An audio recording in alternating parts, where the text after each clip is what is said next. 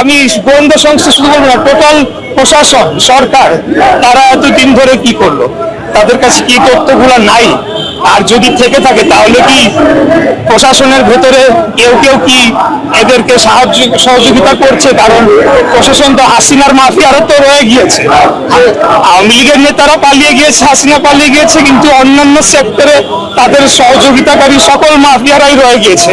তো আমরা তো শুরু থেকে বারবারও বলে আসছি যে আপনারা প্রশাসনকে ঠিক করেন, ব্যুরোক্রেসিকে, আমলাতন্ত্রকে ঠিক করেন, পুলিশ প্রশাসনকে ঠিক করেন।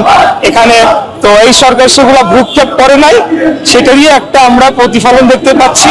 তবে আমাদের নেতা দেশনায়ক জনাব তারেক রহমান উনি যেটা গতকাল বলেছেন, আমরা সরকারকে সম্পূর্ণরূপে সহযোগিতা করার জন্য প্রস্তুত রয়েছি।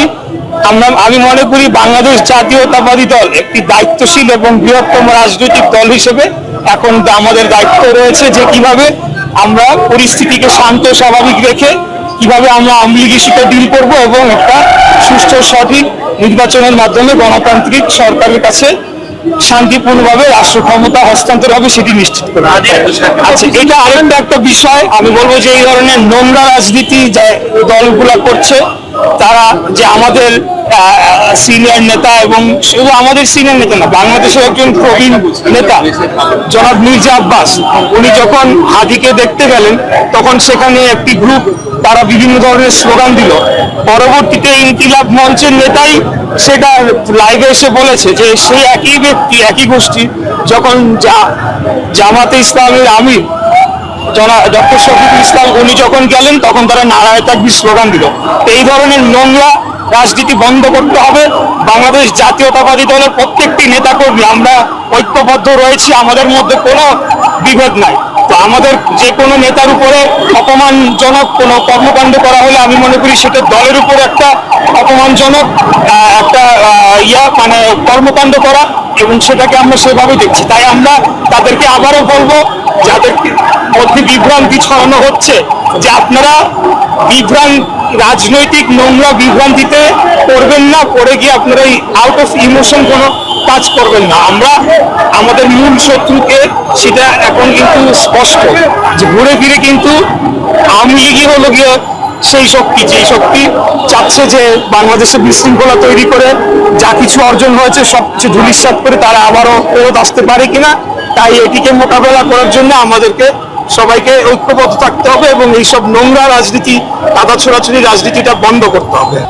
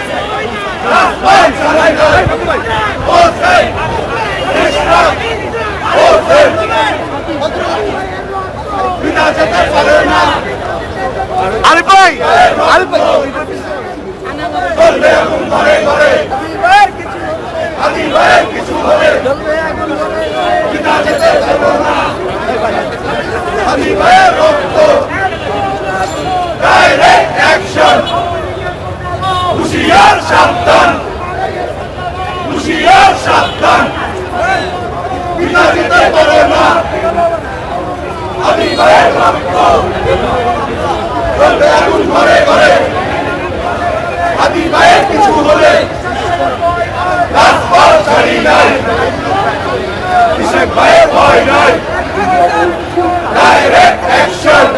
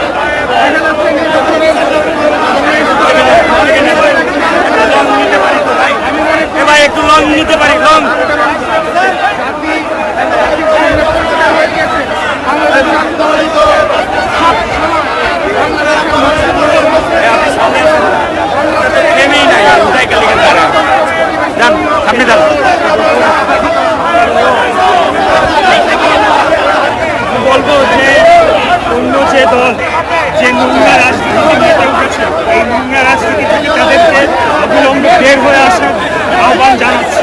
তাদের এই নোংরা রাজনৈতিক ফায়দালতার প্রচেষ্টা থেকে অতীত ফ্যাসিবাদ তারা সুযোগ পাবে এবং তাদের অপকর্মে একটি ঢাকা পড়ে যাবে, যেটি পরবর্তীতে তাদের দায়বদ্ধ করে বা তাদেরকে শনাক্ত করে খুঁজে বের করা এবং গ্রেপ্তার করে নিয়ে আসা, এই বিষয়গুলো ব্যাহত হতে পারে। তাই আমি বলবো রাজনৈতিক সম্প্রীতি বজায় রাখার জন্য জামায়াতে ইসলামী সহ অন্য যে সকল রাজনৈতিক দল রয়েছে তাদের নেতাকর্মীদের বলবো তাদের নেতাকর্মীদের সংযত আচরণ করার দায়িত্ব তাদেরকে নিতে হবে।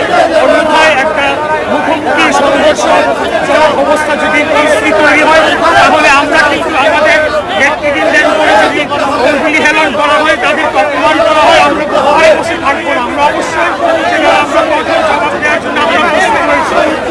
আমরা চাই না এই ধরনের কোনো পরিস্থিতি তৈরি হোক। আমরা চাই শান্তিপূর্ণ খেলাটা যে আগামী যে নির্বাচনটি হতে যাচ্ছে সেটি সম্পূর্ণ হোক এবং শান্তিপূর্ণ ক্ষমতা হস্তান্তর হোক। যখন যাকে ভোট দিয়ে রাষ্ট্র ক্ষমতা আনবে তারাই রাষ্ট্র ক্ষমতা। ধন্যবাদ।